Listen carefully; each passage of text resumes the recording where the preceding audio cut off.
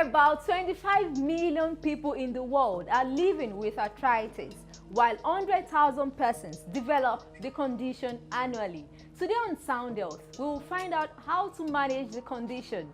I'm Olasumbo Modupe, welcoming you to another edition of Sound Health. Please stay with us. The program continues shortly.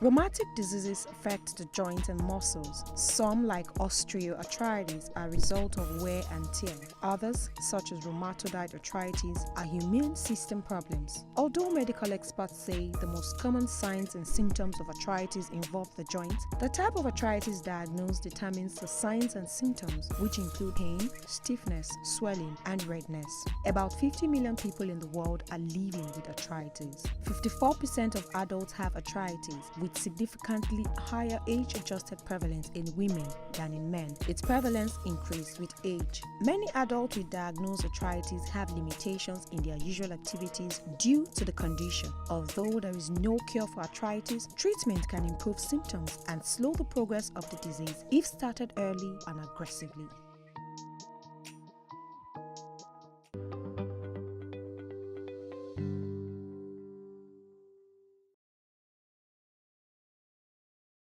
Welcome back. Now let's discuss rheumatism further with Dr. Uyi Ima Edonwoyi, a rheumatologist with Lagos University Teaching Hospital. Welcome to Sound Health, Doctor. Thank you very much, and thank you for having me. Before we go in depth, Doctor, viewers at home need to know the difference between rheumatoid arthritis and osteoarthritis. Okay, so typically osteoarthritis is the arthritis that a lot of people are used to. When people talk about arthritis and they think about the elderly and they think about it affecting their knees, typically that's what osteoarthritis is, because osteoarthritis tends to affect large joints like the knees, the hips, the shoulders, and it's due to degeneration of the joints, and usually associated with old age, but also associated with some other conditions as well. On the contrary, rheumatoid arthritis is a condition that is found in middle-aged women particularly, and can also be found in men as well, and as a result of the body at war with itself. So that is what we usually refer to as rheumatoid arthritis. So it's one of the conditions in which the body is fighting against itself, and that war manifests in the joints. It affects about 25 million people. That's about 1% of the adult population in the developed world. And we also have about 100,000 newly developing this condition annually. Why do we have the upsurge? I wouldn't know if I can say there's an upsurge, because there's still a lot of data that we still need to gather in our environment. However, we are beginning to make more and more diagnosis of this particular condition in our environment, and there are a few reasons for that.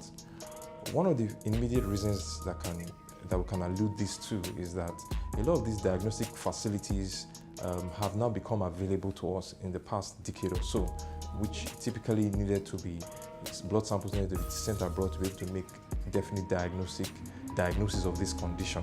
However, these diagnostic tests are now available by a few persons who maintain international standards in our environment. So that has helped.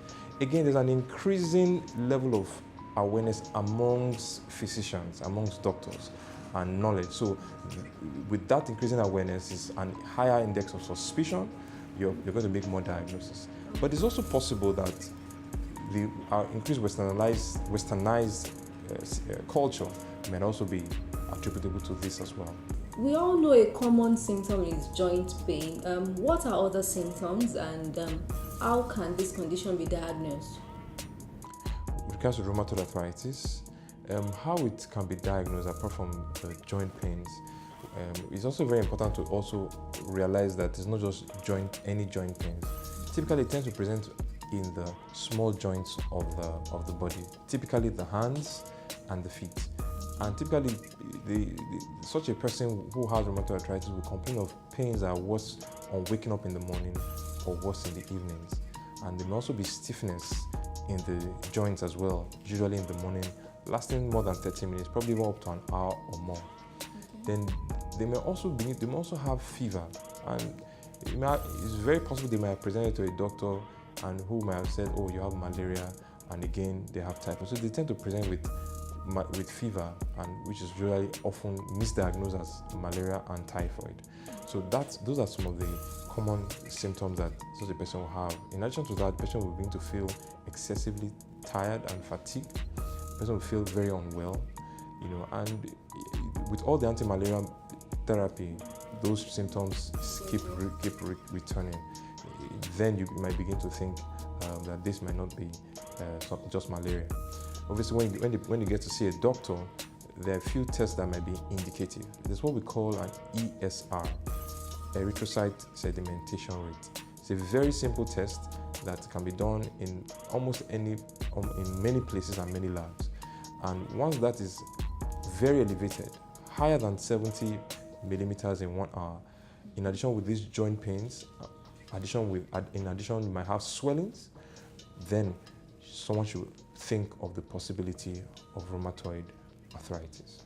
According to a study, a family history of rheumatoid arthritis increases the risk around to 3 to 5 times as of 2017. It was estimated that genetics may account for between 40 to 65% of cases of seropositive rheumatoid arthritis. How true is this?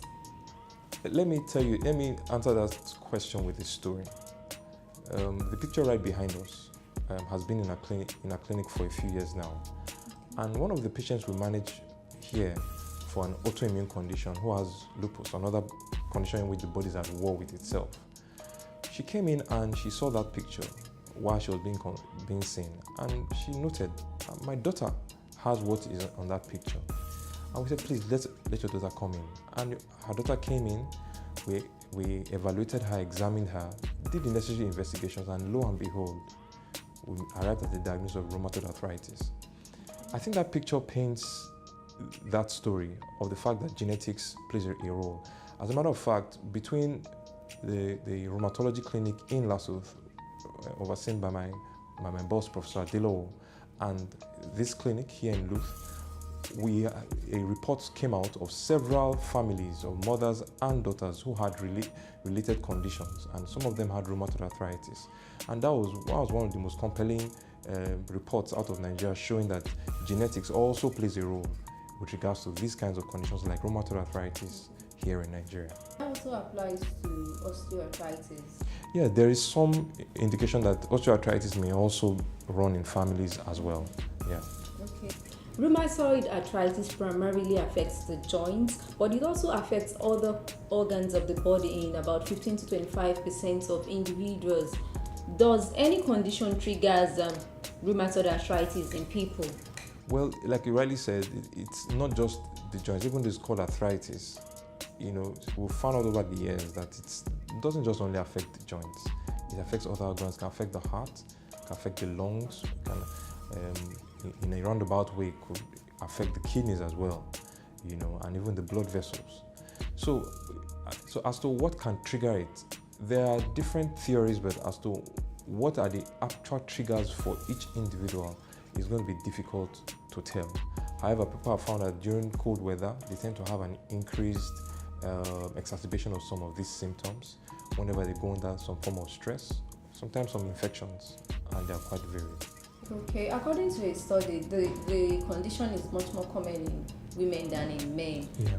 And many people have attributed, let's look at osteoarthritis first.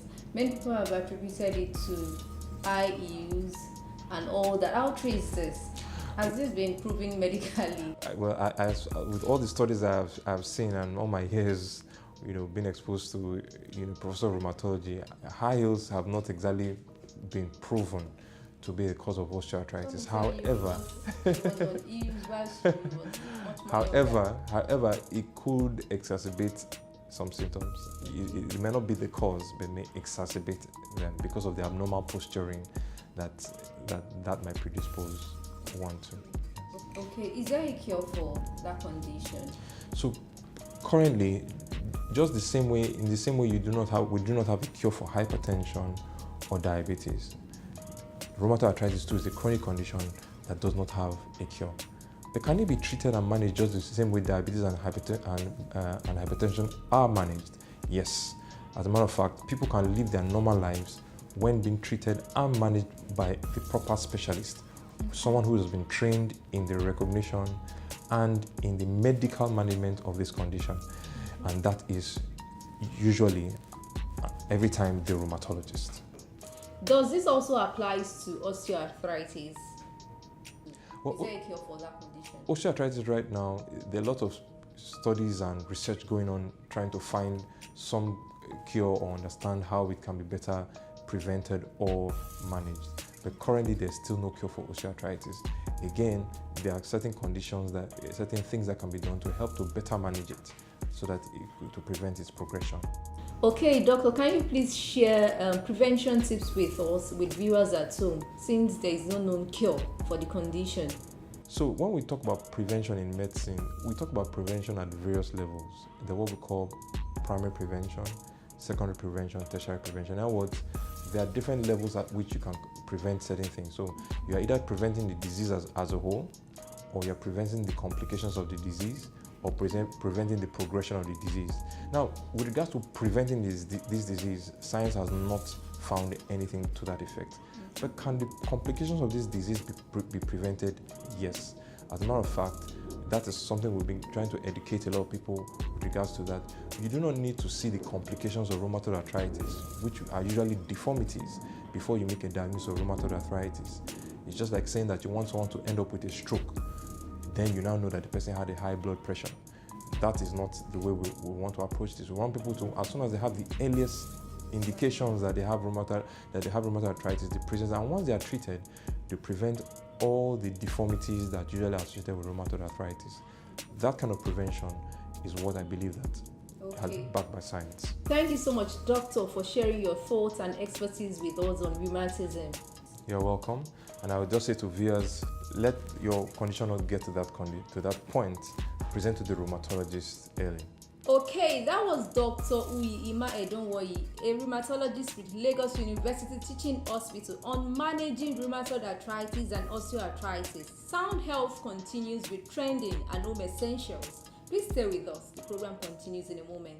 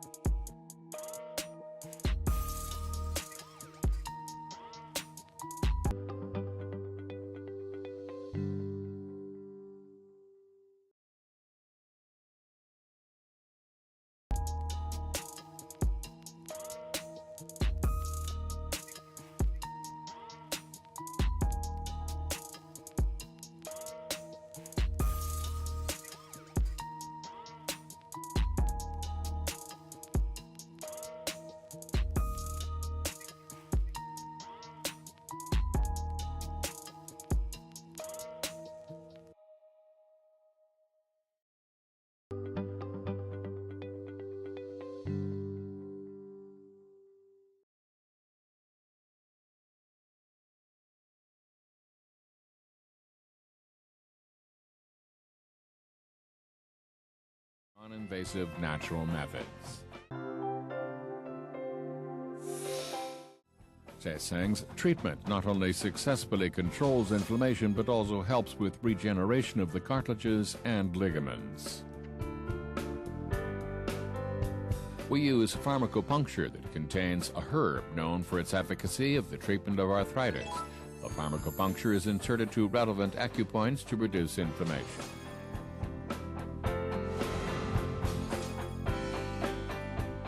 Refined bee venom is also used to boost the self-healing power of the body. Bee venom is also highly effective for inflammation control. Motion-style acupuncture treatment is also effective. In cases where the patient is unable to move the knee joints, MSAT stimulates the tissues around the joint by restoring circulation and stimulating secretion of fluids. Mobility is restored to the joint immediately upon applying MSAT. The effects of Jaisang herbal medications Kwanchalku and Kwanchalkwan have been published in SCI journals. They have been proven to be effective for the regeneration of damaged cartilages and preventing degeneration of the joints. Therefore, it can be said that these medications are effective agents for the treatment of knee joint problems.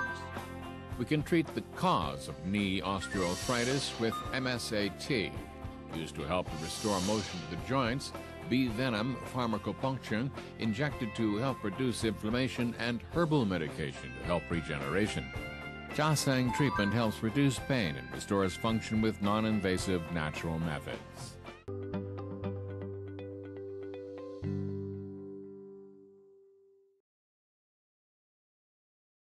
This is where we say thank you. Hope you enjoyed today's edition of Sound Health. Please share your thought with us on 0818-815-3695 or follow us on social media at LTV Social, #Sound Health. A sound health is a sound mind. Make healthy living your choice.